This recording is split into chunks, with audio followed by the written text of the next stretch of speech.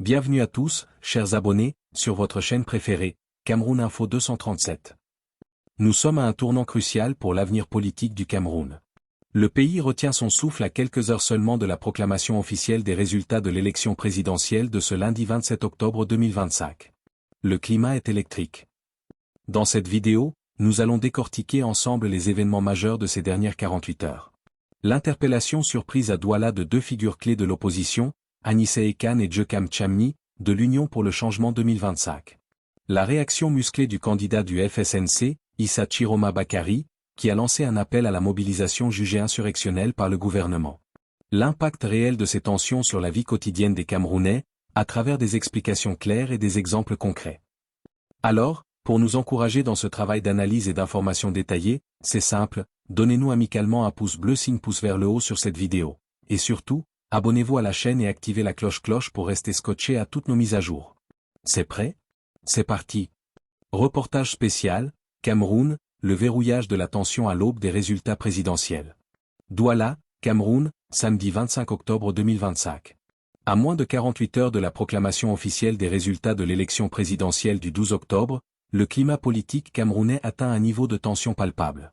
La capitale économique, Douala, a été le théâtre d'un coup de semonce vendredi soir avec l'interpellation de figures clés de l'opposition, intensifiant les craintes d'une escalade pré-résultat.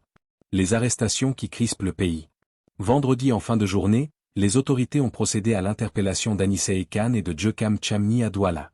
Ces deux hommes ne sont pas des figures ordinaires, ils sont les principaux animateurs de l'Union pour le changement 2025, la coalition ayant soutenu la candidature d'Issa Chiroma Bakary, FSNC, à la magistrature suprême. Explications détaillées et liens avec la vie actuelle. Qui sont les interpellés? Anissé Ekan est le président du Mouvement africain pour la nouvelle indépendance et la démocratie, Manidem. Djekam Tchamni est une autre figure politique influente de l'opposition.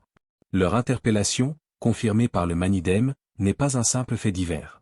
Elle vise directement le cœur de l'organisation qui a fortement revendiqué la victoire de son candidat, Issa Chiroma Bakary, juste après le scrutin. Quel est l'impact sur la vie actuelle? L'arrestation de leaders d'opposition à la veille d'une annonce cruciale est souvent interprétée par la société civile et les militants comme une tentative d'intimidation et de neutralisation politique. Exemple concret, Camerounais moyen. Pour un citoyen qui espérait une alternance ou simplement un dénouement transparent, ces arrestations créent un sentiment d'injustice, de peur, et surtout, mettent en lumière la fragilité de l'espace démocratique. Beaucoup se demandent, si les soutiens du candidat peuvent être arrêtés, qu'en est-il de la liberté d'expression ou de manifestation? La guerre des résultats et l'appel à la mobilisation. Anissé Ekan et Djekam Tchamni sont surtout connus pour avoir été parmi les premiers à revendiquer la victoire d'Issa Chiroma Bakary quelques heures après la fermeture des bureaux de vote le 12 octobre.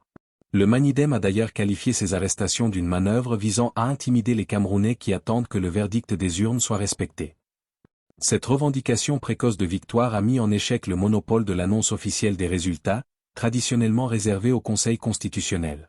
Explications détaillées et liens avec la vie actuelle. Le duel institutionnel vs politique. La loi camerounaise est claire, seul le Conseil constitutionnel est habilité à proclamer les résultats définitifs. Cependant, l'opposition a développé une stratégie de communication basée sur ses propres compilations de procès-verbaux pour contester d'avance le résultat officiel. Exemple concret, la tension du quotidien, cette divergence crée un profond clivage dans l'opinion publique. Dans les talk-shows radio, sur les réseaux sociaux et même dans les benska, taxi-moto, les discussions sont houleuses.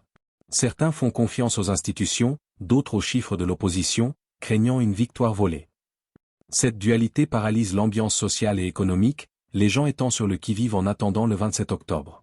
La réponse du pouvoir, alerte à l'insurrection.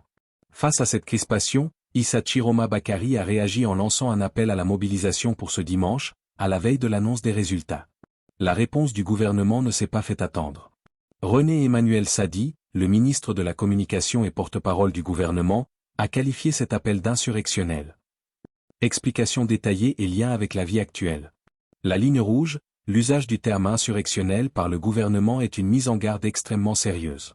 Il signifie que tout rassemblement ou mouvement de protestation suite à cet appel sera considéré comme une tentative de déstabilisation de l'État, et sera traité avec la plus grande fermeté. Exemple concret, la sécurité et les médias. Dans la vie de tous les jours, cela se traduit par une visibilité accrue des forces de sécurité dans les grandes métropoles, notamment Yaoundé et Douala. Le ministre Sadi a également rappelé les journalistes à leur responsabilité de ne pas jeter de l'huile sur le feu. Cela pèse sur la liberté de la presse, incitant à une couverture très prudente, voire autocensurée, des événements afin d'éviter d'être accusé d'incitation à la violence. En conclusion, le Cameroun vit un moment critique. La période post-électorale, souvent une phase de décrispation, se transforme en un véritable bras de fer sécuritaire et politique. Alors que le pays attend le verdict du Conseil constitutionnel, les arrestations et les mises en garde officielles dressent le tableau d'une atmosphère lourde, où l'issue du scrutin, quelle qu'elle soit, est déjà source de profondes incertitudes pour la stabilité nationale.